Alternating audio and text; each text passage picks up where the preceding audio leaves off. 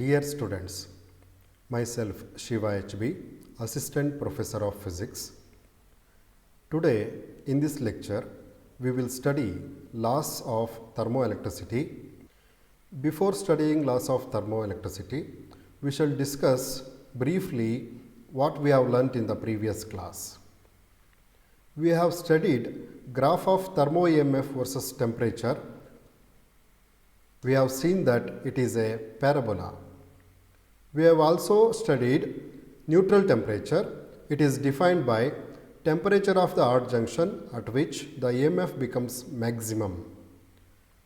We have derived an expression for neutral temperature and it is given by Tn is equal to minus A by B. The temperature of the odd junction for which the thermo EMF becomes 0 and it changes its direction. It is called as inversion temperature.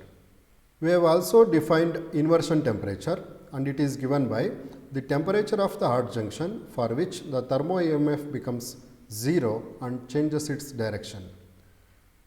We have derived the equation for inversion temperature and it is given by Ti is equal to minus 2A by B. Now we will move on to laws of thermoelectricity. First law of thermoelectricity is law of intermediate metals. Now we will see what is its statement. The insertion of an additional metal or metals into any thermoelectric circuit does not alter the effective EMF of the circuit, provided that both ends of each such conductor are at the same temperature. This is the statement of law of intermediate metals. Now we will briefly explain what it means.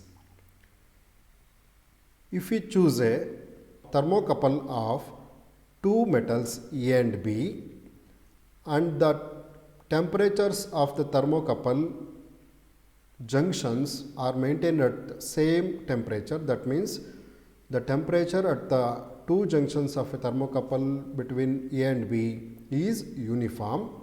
Now if we add any another metal, we are representing that metal by C and we connect this new metal C in between A and B, there is no change in EMF of the junction which was there earlier.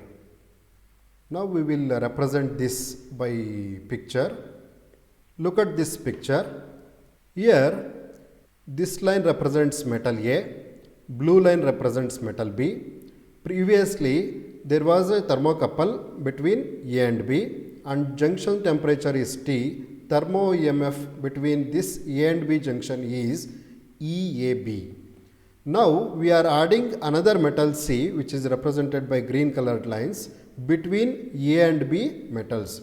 Now there are three junctions, they are between A and B and a junction between A and C, junction between B and C, and it is connected by galvanometer to measure a current.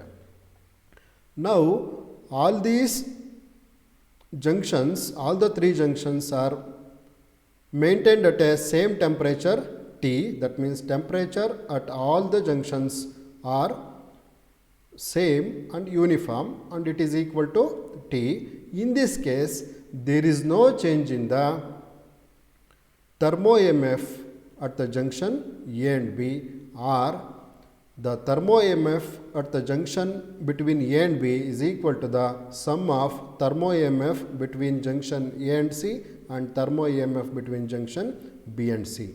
It is represented by EAB is equal to EAC is equal to ECB, where EAB is the thermo EMF between the junction A and B and EAC is the thermo EMF between the junction A and C.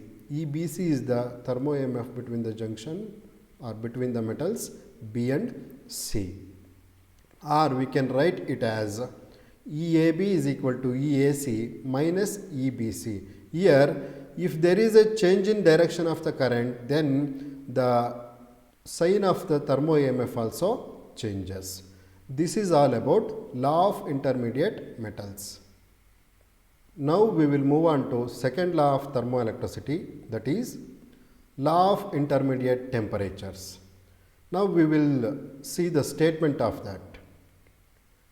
The EMF for a thermocouple between temperatures T and T prime is equal to the sum of EMFs for any number of successive steps into which the given range of temperatures may be divided. Now we will see what it means. Now I am representing it by an equation. E0Tn, it is equal to E0T1 plus ET1T2 plus etc. plus Etn minus 1 Tn. This is the law of intermediate temperature where T1, T2 etc. are successive temperatures intermediate between 0 and Tn. Here I have taken T equal to 0 and T prime equal to Tn. Now we will briefly explain what it means. Consider a thermocouple between any two metals A and B, and their two junctions are at the temperature 0 and Tn. Here I have represented them as T and T prime.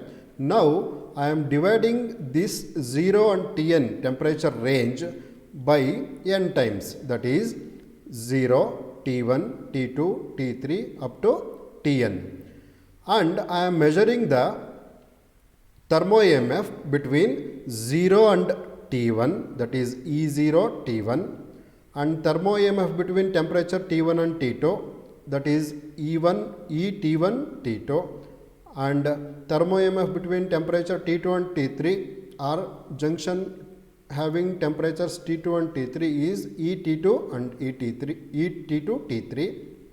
Similarly, the temperature of the junction between Tn minus 1 and Tn is Etn minus 1 Tn. This is in this case, a thermocouple having junction temperatures 0 and Tn may be divided into different temperatures such as T1, T2, T3 etc.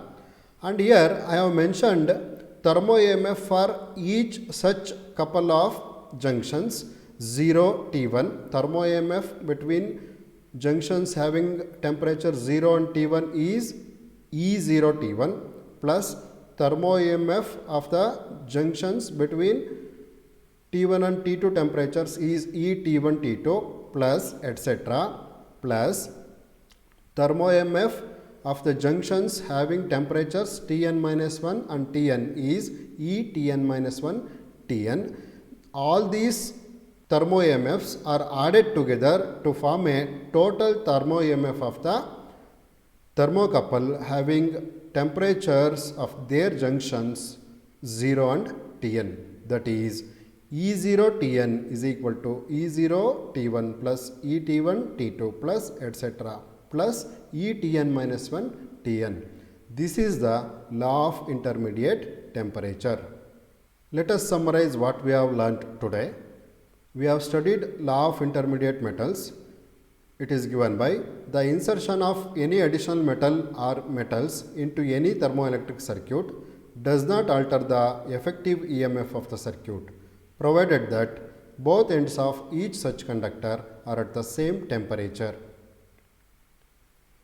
We have also studied law of intermediate temperatures. It says that the EMF for a thermocouple between temperatures T and T prime is equal to the sum of EMFs for any number of successive steps into which the given range of temperatures may be divided. Thank you.